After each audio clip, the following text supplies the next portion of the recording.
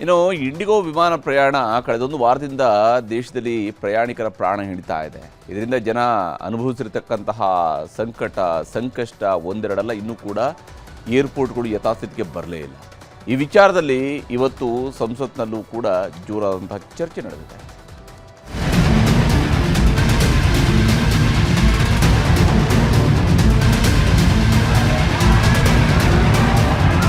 ವಿಮಾನಯಾನ ಅಂದ್ರೆ ಜನ ಕನಸಲ್ಲೂ ಬೆಚ್ಚಿ ಬೀಳುತ್ತಿದ್ದಾರೆ.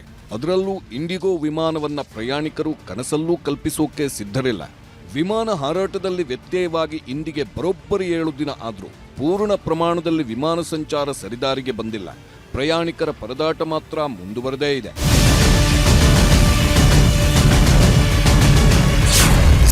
ರಾಜ್ಯಸಭೆಯಲ್ಲಿ ಇಂಡಿಗೋ ಸದ್ದು, ಸಂಸ್ಥೆಯ ಆಂತರಿಕ ಬಿಕ್ಕಟ್ಟಿನಿಂದಾಗಿ ಸಮಸ್ಯೆ.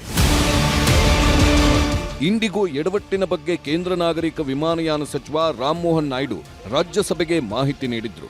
ಸದ್ಯ ಆಗಿರುವ ಸಮಸ್ಯೆಗೆ ಇಂಡಿಗೋ ಸಂಸ್ಥೆಯಲ್ಲಿ ರೋಸ್ಟರಿಂಗ್ ಪದ್ಧತಿಯಲ್ಲಿ ಎಡವಟ್ಟು ಮಾಡಿಕೊಂಡಿರೋದ್ರಿಂದ ಈ ರೀತಿ ಸಮಸ್ಯೆ ಆಗಿದೆ.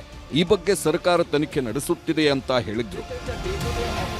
क्राइसिस अभी देखने को मिला वो एएमएसएस से रिलेटेड नहीं है. इंडिगो के इंटरनल ऑपरेशंस में उनके जो क्रू रोस्टरिंग सिस्टम है, उनका जो अपना इंटरनल प्लानिंग है, उसमें गड़बड़ी के कारण ये सब हुआ है.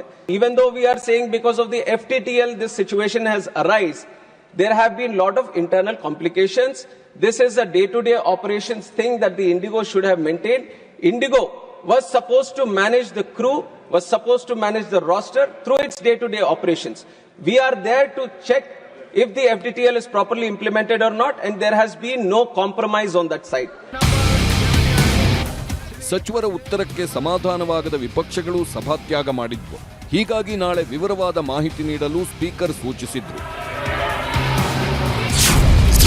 ಸೋಮವಾರ 1800 ವಿಮಾನಗಳ ಹಾರಾಟ, 827 ಕೋಟಿ ರೂಪಾಯಿ ಟಿಕೆಟ್ ಹಣ ರೀಫಂಡ್.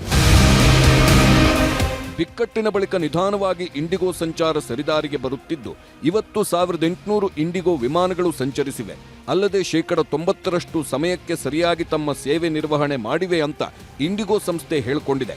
ಇನ್ನೂ ಕ್ಯಾನ್ಸಲ್ ಆಗಿದ್ದ ಟಿಕೆಟ್ ಹಣದ ಮರುಪಾವತಿ ಕಾರ್ಯ ಮುಂದುವರೆದಿದ್ದು, ಈವರೆಗೆ 827 ಕೋಟಿ ರೂಪಾಯಿ ಹಣವನ್ನ ವಾಪಸ್ ನೀಡಲಾಗಿದೆ. ಇನ್ನು ಇಂಡಿಗೋ ವಿಮಾನಯಾನ ಸಂಸ್ಥೆಯಿಂದ ಪ್ರಯಾಣಿಕರಿಗೆ ಸಮಸ್ಯೆ ಕುರಿತಂತೆ ಸಲ್ಲಿಕೆಯಾಗಿರುವ ಸಾರ್ವಜನಿಕ ಹಿತಾಸಕ್ತಿ ಅರ್ಜಿಯ ತುರ್ತು ವಿಚಾರಣೆಗೆ ಸುಪ್ರೀಂ ಕೋರ್ಟ್ ನಿರಾಕರಿಸಿದೆ. ಇತ್ತ ವಿಮಾನ ನಿಲ್ದಾಣಗಳಲ್ಲಿ ಗೊಂದಲ ಮುಂದುವರೆದಿದ್ದು, ಇನ್ನೆರಡು ದಿನಗಳಲ್ಲಿ ಸಮಸ್ಯೆ ಇತ್ಯರ್ಥವಾಗುವ ನಿರೀಕ್ಷೆ ಇದೆ. Bureau report, news 18.